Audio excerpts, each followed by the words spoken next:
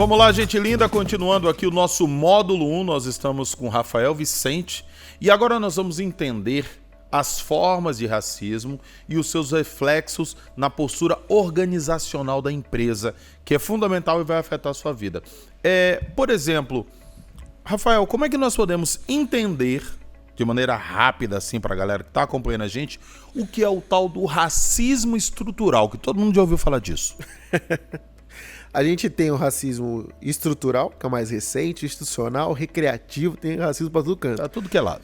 A grande questão é o seguinte, a gente busca formas de explicar esse sistema super complexo. Sim. E o racismo estrutural explica bem. Em que sentido? Pelo menos num conceito mais simples, a obra aborda muito mais aspectos, mas a gente pode entender o racismo estrutural da seguinte forma. Olha, a gente passou mais de 75% do tempo, enquanto Brasil, sobre um regime escravocrata.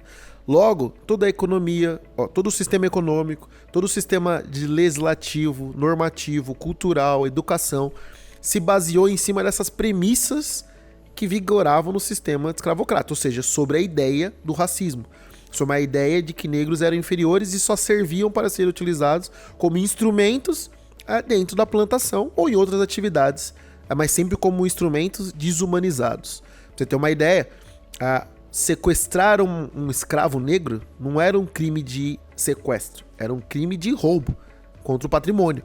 Então, veja só, o negro não era considerado nem no sistema normativo brasileiro.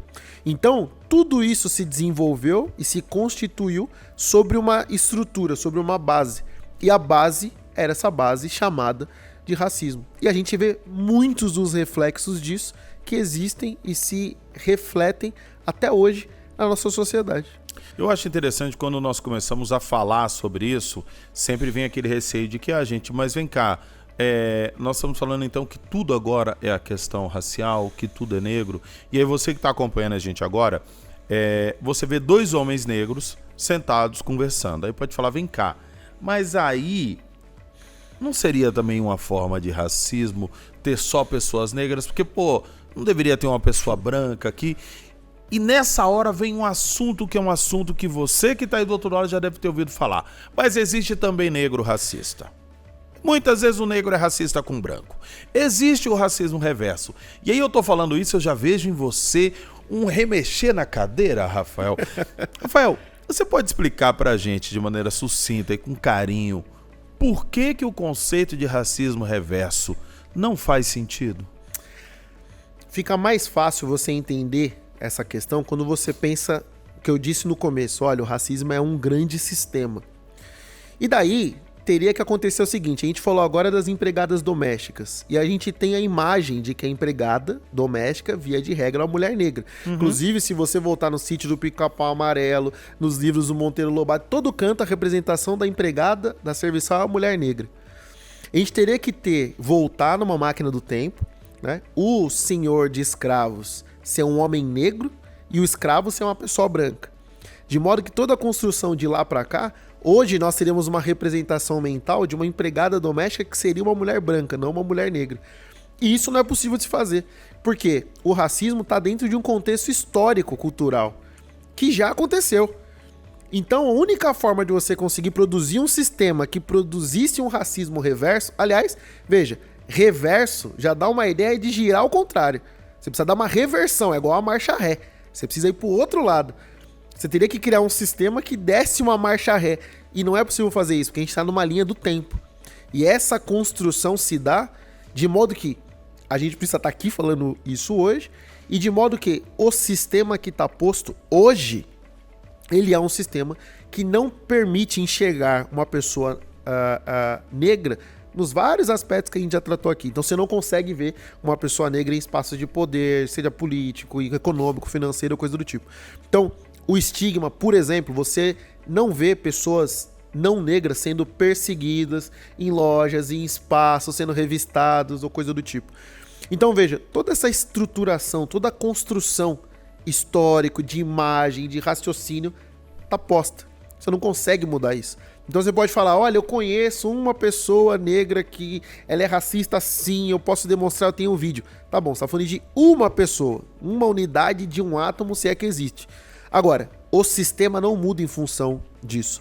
Então não dá para se falar em racismo reverso, a não ser que você voltar. Aliás, tem até uma série que ela faz uma releitura da colonização e ela apresenta uma Europa colonizada pela África, em que os negros são os poderosos e os brancos foram escravizados.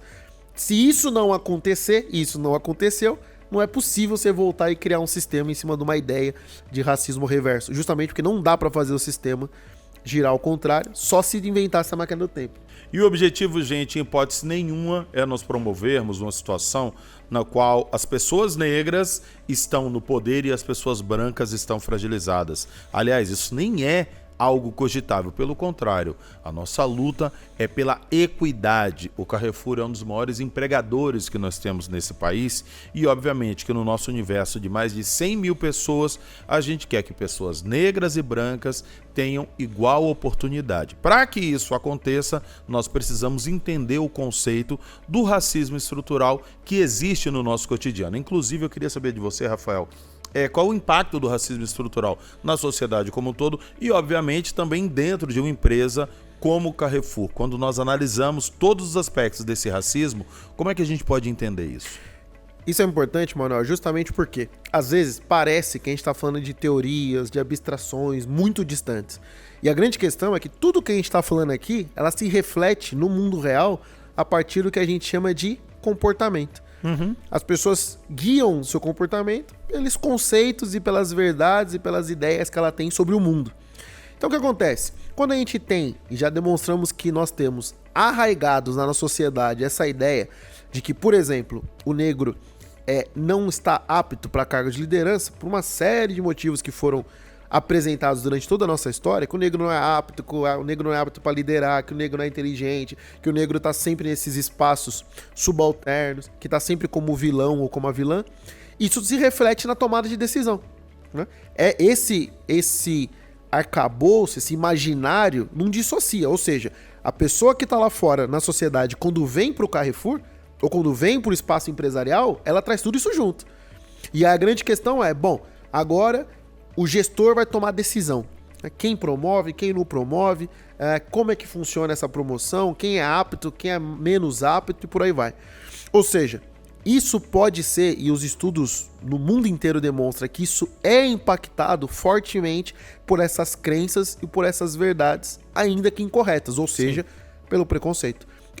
A tendência do ser humano é buscar pessoas iguais, então com a mesma formação, aparência física, consciente ou inconscientemente. E automaticamente, quando você não tem esses cuidados, o letramento, as políticas bem estabelecidas, você tende a não dar a oportunidade para pessoas, por exemplo, negras, extremamente qualificadas, competentes, com indicadores de performance igual ou superior aos seus pares, mas que não está dentro dessa caixinha, né, que é de semelhanças, a começar pela cor da pele. Então, toda essa estrutura começa a funcionar. Tanto é que você pega a pirâmide das empresas no Brasil, das grandes empresas, você vai ver que você tem negros sempre na base, uma média de 10% a 30%. E vira uma pirâmide, por quê? Conforme vai subindo, até a cargo de gerência, os negros desaparecem. E isso é uma questão histórica, uma questão muito estudada, e se sabe que muito disso é em função da discriminação. Um parênteses muito rápido, é só lembrar do machismo. Então, as mulheres muitas vezes têm suas oportunidades tolhidas, porque olha, mulheres não servem para liderar, mulheres não servem para ser chefe. Essas ideias se transformam em comportamento.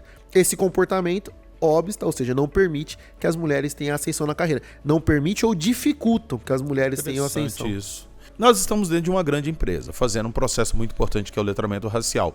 Diz para mim o que as empresas podem fazer para reduzir ou combater o racismo estrutural.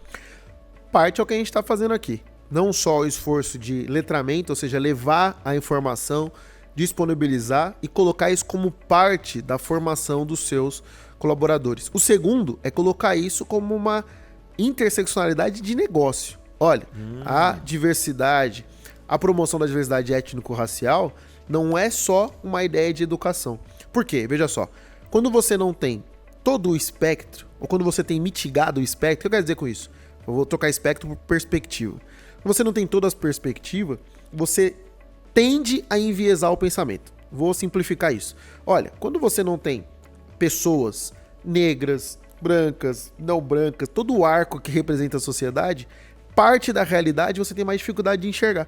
Ou seja, olha, as pessoas negras têm uma vivência de causa, de luta, de vivência diferente de uma pessoa não negra, por exemplo. E o que isso tem a ver com o negócio? Quando você, numa realidade extremamente complexa, em constante mudança, extremamente desafiadora, vai olhar, por exemplo, para mapear os riscos que esse negócio está submetido, se você tem um monte de pessoas iguais olhando para esse cenário, você vai ter um tipo de solução. Se você tem pessoas com as mais amplas vivências, você vai ter outro tipo de solução. Ou seja, você consegue mapear melhor quais são os riscos que a empresa está envolvida.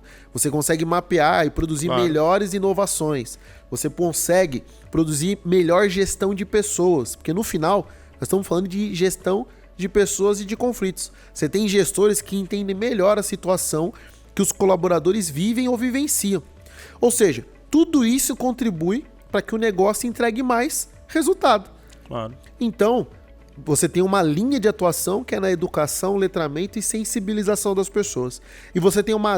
Isso aqui é uma parte de pessoas e do indivíduo. E você tem uma parte que é institucional, que a empresa precisa promover políticas, ações, conscientização e transversalizar isso no seu negócio.